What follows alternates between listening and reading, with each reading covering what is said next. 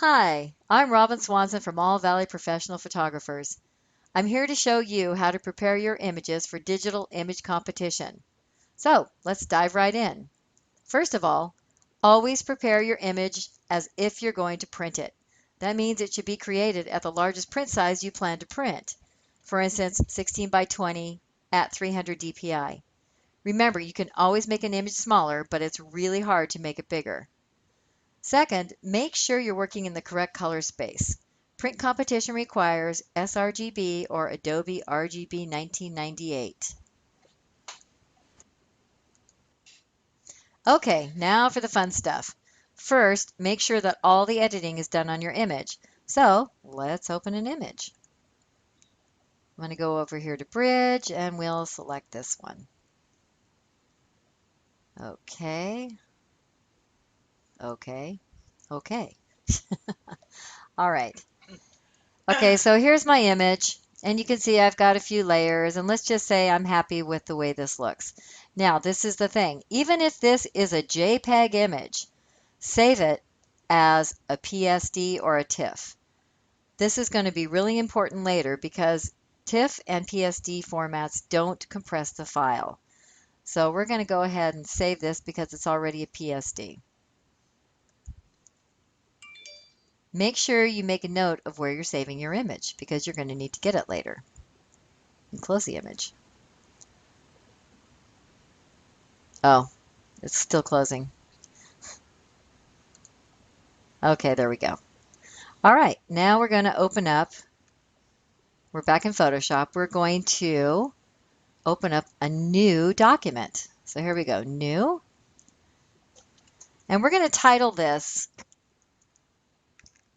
Digital Image Competition Test.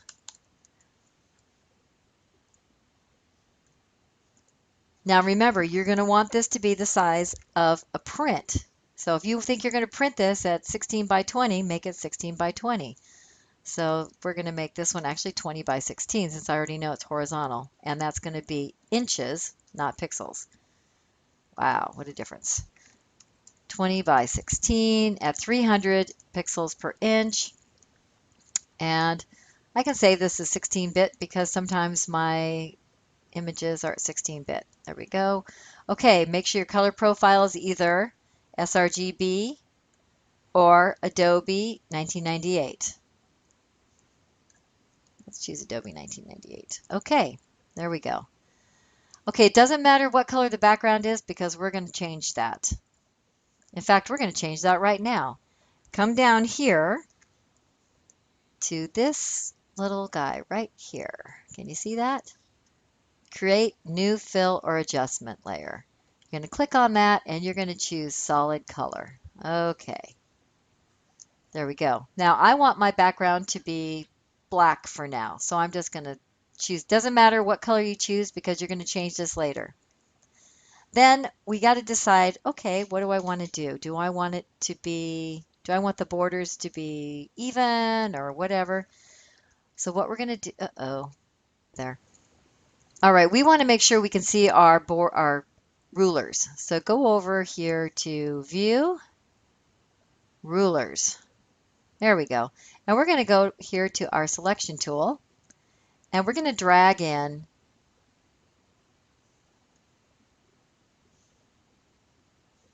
there we go. Let's just say I'm going to start by saying I want 2 inches on all sides. Okay, whoops, it didn't bring that one over. We'll just come back and do it again. So 18, drag this down to 14. Again, this is all personal, whatever you think looks the best for your image. All right, so, and we've got one at 2 inches. Okay, so this is going to make a 2-inch border around my image. Now you're going to come over here to the Shape tool. See, that's the gradient tool. The Shape tool right here. See this little guy here? And I'm going to pick the Rectangle tool. And I'm going to come over here and I'm going to draw a shape layer right here inside. Now what's the reason we put the guides there is because it snaps to these guides, and it makes it really easy to put a shape in there. Excellent. Now it's by default, it's got it so that you can still transform it, but we don't want to do that, so we're just going to hit enter. Okay, so now you've got your shape layer. Excellent. Now the next thing you're going to do is you're going to drag your photo in here. We're going to go back and pick the selection tool, and we're going to come over to Bridge, and I know that my image is right there. Want to make it so I can see both files at the same, oops, both programs at the same time. There we go. Okay. Go down and find my image. I know it's there somewhere now that I've resized it. Ah, here it is. Okay, this is the trick. You're going to take this and you're going to just drag it into here.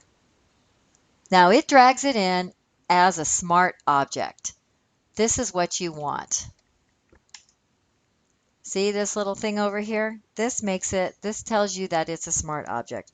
Now what's great about a smart object is if I decide to go back later and edit this, I can do that by just double clicking on this, and it's going to open up the original file.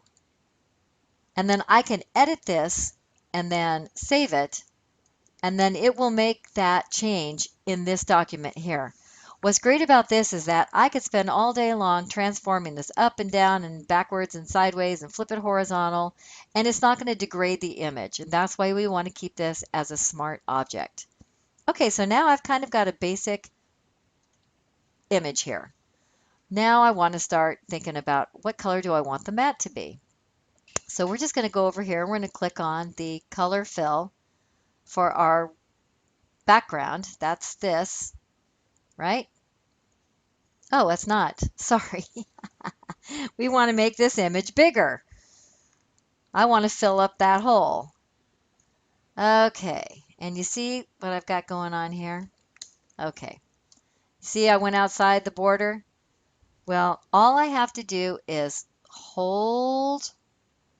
Wow, it's really acting crazy. If I hold down the Option key and go between these two images, it's going to tie that image, or clip it, basically, to the shape below it.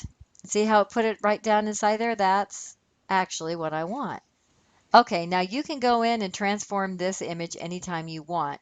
All you need to do is go up here to Edit, Free Transform, and see you get these nice little handles around here. Now you don't want to distort the image, so if you go like this, uh-oh, see, now she's nice and skinny, and a pregnant girl doesn't like that.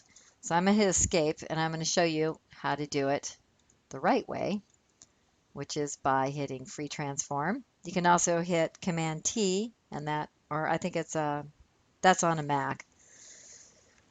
Okay, you hold down the Shift key and grab the corner, and then that will transform it, see, without any distortion. So I'm going to make this right the size I want it. You can move it around in here. I want to make sure I fill up the whole thing, so I'm just going to come down a little bit more. And that looks pretty good. This is also a great way to help your composition, because if you've got something that's in the middle and you need it to be over in the corner, you can do that by your matting and then putting it inside the mat where it's a better place for the composition. Okay, now the other thing you need to know is these guidelines, they get really distracting, but you want to keep them there in case you want to change them. And you can do that by hitting the Command key and the semicolon. So that just makes them show up and go away. Isn't that nice? Okay. All right, so we've got a good start here. Now the next thing we want to do is we want to pick our mat color. There's the mat out here, right? So you come over here to this color fill layer and you double click on it, and now you can choose a color from inside your image. Ooh, that's terrible. Okay, that's not very good. I think black was a little harsh. Now that's not bad. And you can also get close. Let's just say I like this color, but, well, not that one. Let's just say I kind of like that color, but it looks just a little bit too bright. So you can kind of move it around inside here. Maybe down, make it a little bit darker. There you go. That kind of works. Let's go with that. Okay. Again, the goal here is to complement the image and not distract from it. So if I had a white background, in this particular image, white is just too bright. Well, it's not horrible because there's a lot of white inside the image. So it actually might work for this image. But let's go with the green. Oops. I lost it. Let's go back over here. Let's go with that. Okay.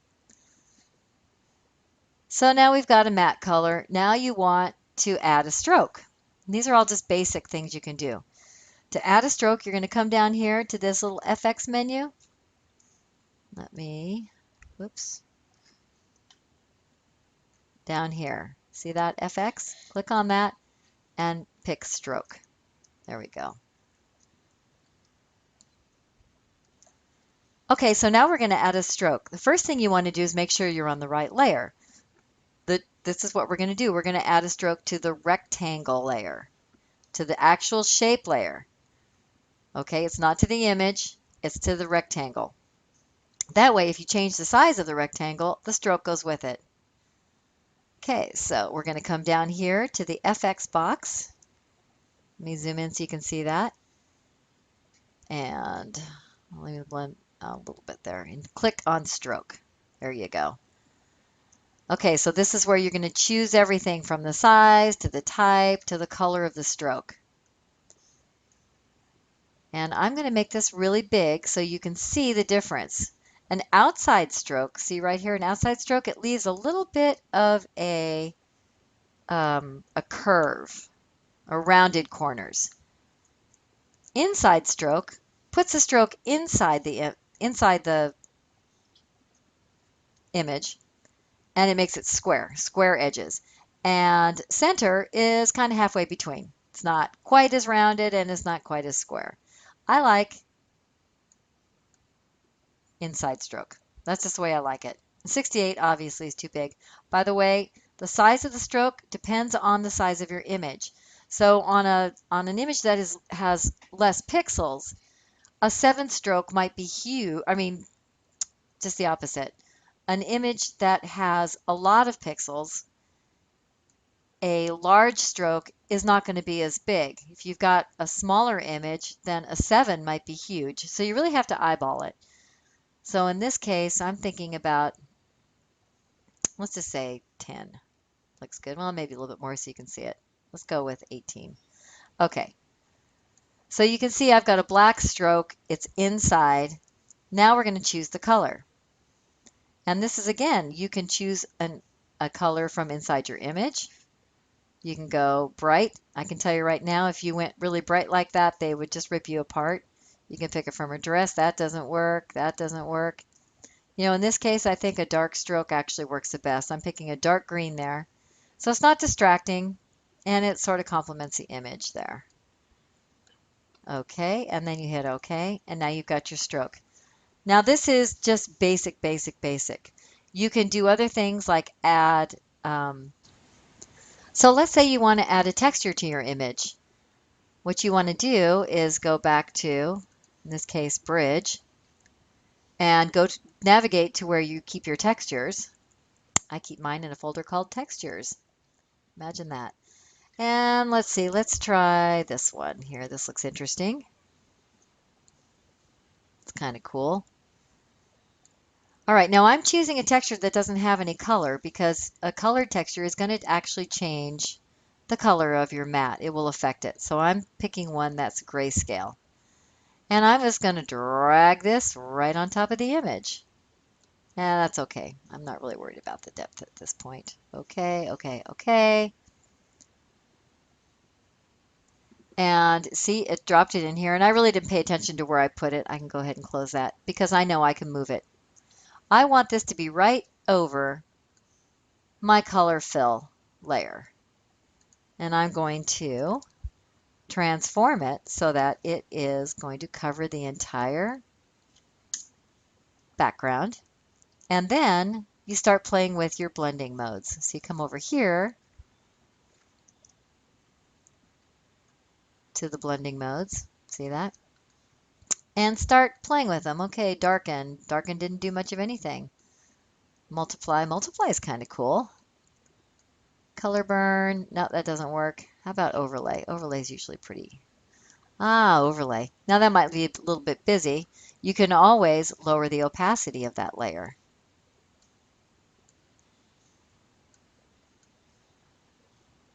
All right, so I'm deciding that's what I want. All right, so that's how you add a texture to your matte. And again, you can turn it off, turn it on. You can change the color of this so that it's darker maybe. Everything is editable. Okay, so there's all sorts of things you can do at this point. I'm going to let you be the artist here. And by the way, this is probably not going to be my finished image, but let's just say it is. So let's say you're done with your image. What are you going to do now? You need to save it. And I don't mean flatten it and save it, because after the first prints competition that you put it in, they might say, oh my God, that matte was a terrible color. It should have been brown or black or anything but green. You want to be able to go back into this image and change that matte color. Or another judge might say, oh, I didn't like that texture on it. You want to be able to go into this layered file and turn off that texture. They might not like the stroke. You can go back into the stroke. You just click right here on the stroke. And you can change the color, the size, anything you want. If they said, oh, it's too big, it's too dark, it's not dark enough, you can go in and change that. It's 100% editable. Do yourself a favor, don't flatten this image. You're going to come right up here and you're going to say File, Save As. It's going to be a PSD, and I'm going to save this as the file image. The name of the file for print competition. So I know that this is going to be, say, portrait environmental. So I'm going to choose the category, underscore, and let's just call it pregnant girl. That's not a very good name, but it's good for our purposes. Pregnant girl, underscore, my last name, Swan, S-W-A-N-S-O-N, my first name. This is how you title your image for AVPP print competition. It's a little bit different for PPC and even more different for PPA. So you're going to have to look at the rules for them to rename your image for those print comps. But for AVPP, this is how you name your image. All right, where are we going to save it? Well, I think I'm going to save mine on my desktop. I'm going to go to my desktop and I'm going to create a new folder and I'm going to call it AVPP Print Competition. And let's just say 09-2015. 09-2015. And create that. I want to save it in there. I'm going to save it as a Photoshop document down here under Format because why? It does not compress the file. And I'm going to save. Also, I want to make sure this is checked, Embed Color Profile. Again, Adobe RGB is fine for print competition. And save. Okay, and hit OK. And it's saving. There we go, saving. Now it's going to take longer to save because I've got all these layers. Waiting.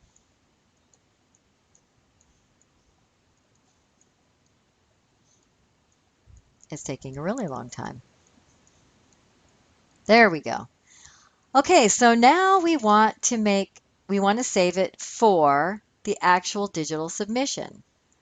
So we're going to do a File, Save As, and this is where it gets super important. Well, it's always important. Everything's important. We're going to save it as a JPEG. Save as, right? That means you're not going to copy over the original one. You're saving this as a JPEG. And we're going to save there. Okay. So now we have two files. We have the original PSD. Oh, here, we're going to save this as 10, quality 10, and hit OK. That's going to save it in the same place as the other one. And I'm going to close this PSD file. And I don't want to save it now because we've changed. I'm not really sure what changed. Just don't save that. Okay. Okay, so now we're going to see what we've got in our folder. I'm just going to minimize that. Come over here. And I should have two images, and I do. One is really large. That's my PSD layered file. And then there's this one, our JPEG, that we're going to be submitting to the digital image competition. Now, it's too big. So what we need, because it has to be 3.5 megabytes or smaller. So we're going to open this up, and there's a few things that you need to check for. First thing is, the first thing you want to do is verify your color profile. You can do that by going up to Edit, Convert to Profile, down here. And then see what you've got. Profile says Adobe RGB 1998. That's perfect. Or if it says the other sRGB, that's good too. So make sure that your source space here is correct and hit OK. That's the first thing you want to double check. Now it's on my desktop, and it's this JPEG right here because you can see it's too big. It's 4.6 megabytes. So let's open that back up. All right. We're going to go to Image, Image Size.